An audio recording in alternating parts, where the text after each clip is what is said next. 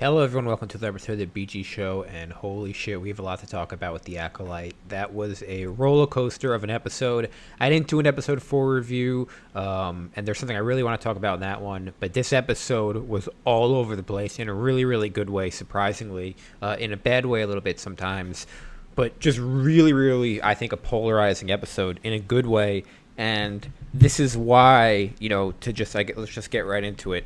This is why I thought all of the conversation about people saying, everyone who criticizes the show is racist, is this or that, misogynist, is just so ridiculous. There are so many people who had good faith criticisms like me of this show, and people are just making ridiculous defenses of the show and saying, oh, why are you still watching it if you're criticizing it? This is why I'm watching it, because it got really, really good this week. I'm not sure what other people thought. I haven't watched any other opinions. I've just watched it. I'm getting this review right up. This is pretty much just 30 minutes of lightsaber fighting. And not only that, I thought this lightsaber fighting looked significantly better than the lightsaber fighting that we saw in Ahsoka. This was back to actual, real, authentic looking fighting. It wasn't perfect, but I thought it was really good, particularly the Acolyte himself, who I thought was, I guess, what you can characterize as street fighting. I guess I should do spoiler review. I'm going to start spoiling the shit out of this episode. So spoiler review. I'm just really surprised overall. I can't believe how good this episode was compared to the rest of the show. I can't believe they waited till episode 5 to have an episode like this that just had fighting like this, that had lightsaber fighting. The Acolyte took a dagger. He took apart his lightsaber and had a dagger and killed, I'm not even her name, but the girl from Logan. I couldn't believe that we finally got a dagger, like, on and off 3 times. That was really, really cool scene. So let's get into it right now. Okay, so episode 4, which I didn't cover last week, one of my favorite things that I saw was when the Acolyte, who I guess I'll call that's the bad guy, was coming, like, floating into scene, and I saw people ripping on it online. I thought it looked awesome. As a fan of slasher films like Scream, Halloween, Friday the 13th, I love seeing the bad guy kind of approaching in the background. If you've seen Zodiac, there's a scene in Zodiac where he's kind of approaching on the lake, and you kind of see him in the background. This really reminded me of that. I thought it was really, really cool. So then getting into this episode, I was kind of wondering, are they going to get into this episode? I kind of heard, leading up to this show, that there's an episode in the scene that's like Predator. And I think this was definitely the episode. I had a feeling it was going to be this episode because they're in the jungle already. And one of the things that I think, clearly they're on a set, but I think the set that this is on looks really, really good. Those indoor sound stages that kind of look like a forest, almost like those Universal rides. Like E.T. I think those look really, really good. They should use this more. The lightsabers look surprisingly good. They sounded surprisingly good. In a lot of these shows, I think that the lightsabers have not looked good. This sounded back like the old school sabers, the way they were fighting. If you remember The Rise of Skywalker, I hated those fights. They were so clunky, Rey and Kylo. These fights were way more fluid. The deaths in this episode were shocking. I think not only did Yor die, he got his neck snapped in this kind of show. I thought that was extremely shocking. They just showed it. It wasn't even like they panned off screen.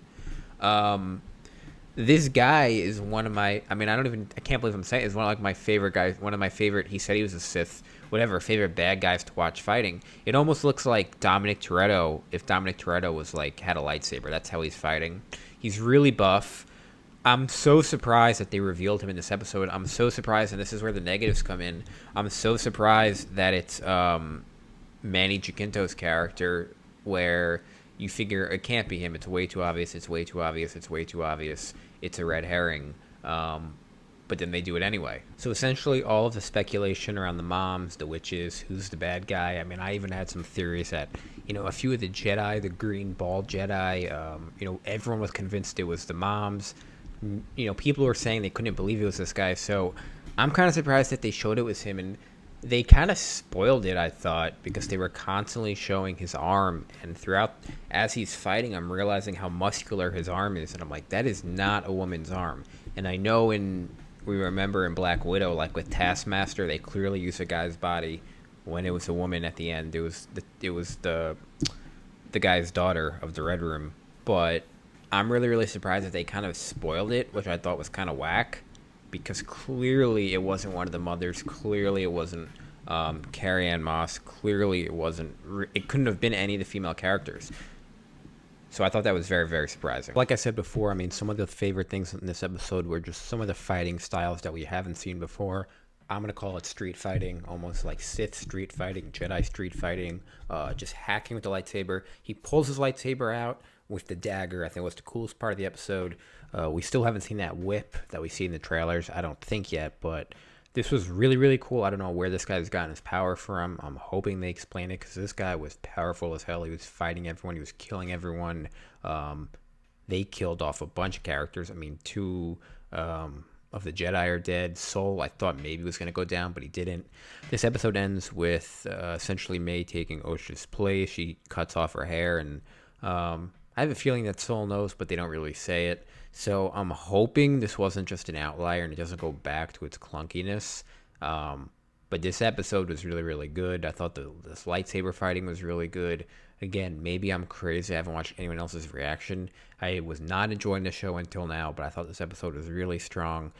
But my problem also, and this is why it's kind of torn on it, is because I think the handling of the bad guy is really confusing. I thought the mystery was getting good. I'm really surprised they revealed him so quickly. They made him really, really powerful, and they revealed him. And I'm also surprised that they made it so obvious who it was. Once you realized it was a guy, you knew who it was. So that's really surprising. It doesn't seem like there's a big bad who he's working for. So a lot of the theories. So on the one hand, it was a really, really good episode. On the other hand, they kind of poured all the water on the fire of the theory, so it's really, really tough to say. But anyway, that's my review of this episode. Thanks, guys, for watching. Let me know what you think in the comments, and as always, I'll see you on the next one.